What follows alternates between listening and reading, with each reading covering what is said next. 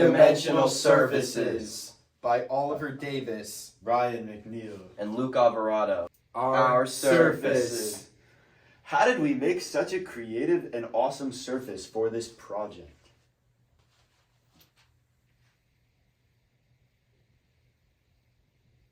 Dang, what a beauty.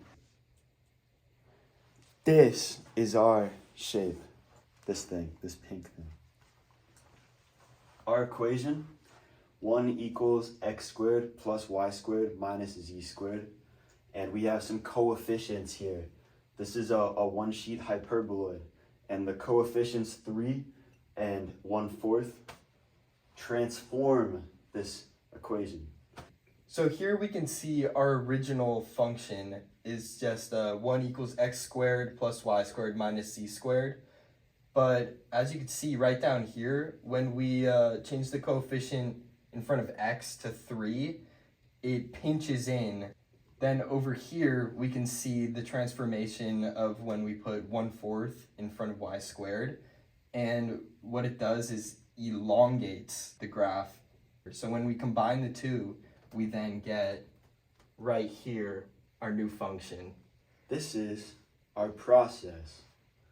Now, that is a 3D printer, and that is how we created this masterpiece right here. Our group was very on top of our work, and this allowed us to use 3D printers at MuleWorks in Miller, right here, this building. We single-handedly did this process by ourselves without any assistance.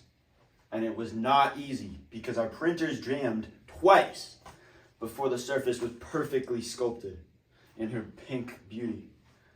The surface was printed in about 1 hour and 15 minutes.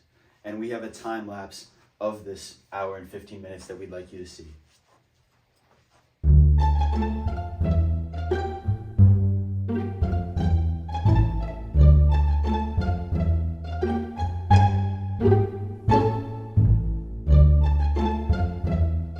The dimensions of our figure. So the dimensions are actually 120 millimeters by 80 millimeters, which translates to about 4.72 inches by 3.14 inches, which interestingly enough is actually pi, which we expertly planned, of course. Cross sections and level curves. So for our cross sections here, we used GeoGebra, which was able to help us graph these cross sections at x and y fixed.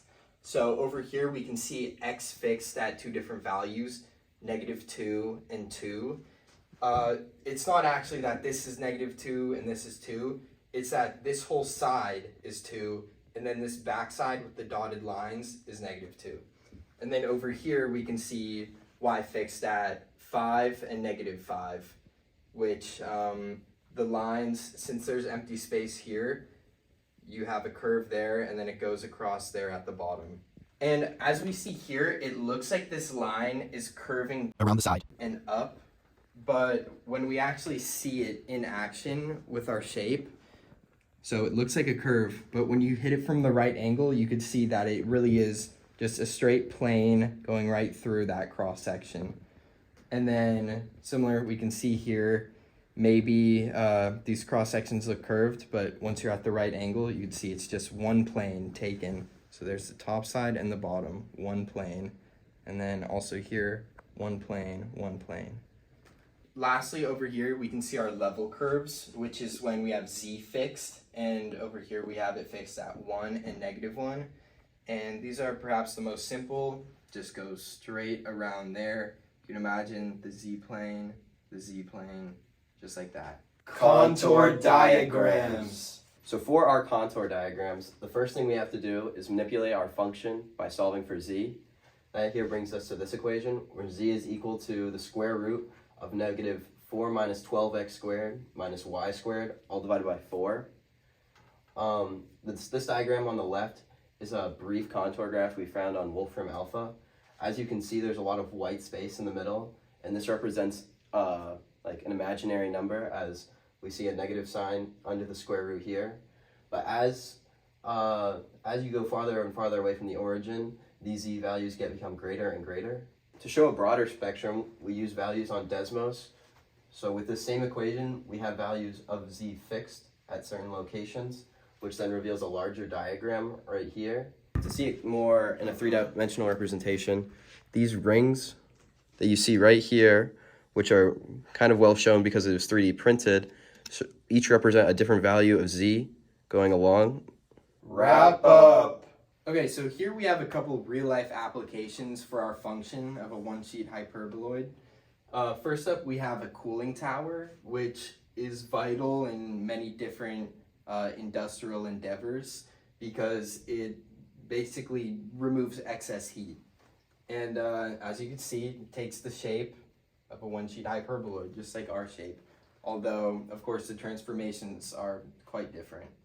And this is the Port Tower. It uses the one-sheet hyperboloid shape to be the strongest skyscraper in the world. It can withstand earthquakes with its red hyperboloid reinforced steel. And it's like the best structural building in the town. So it is a contender for best shape in the world. Our hyperboloid really is the most useful shape. The end. Thank you for your time.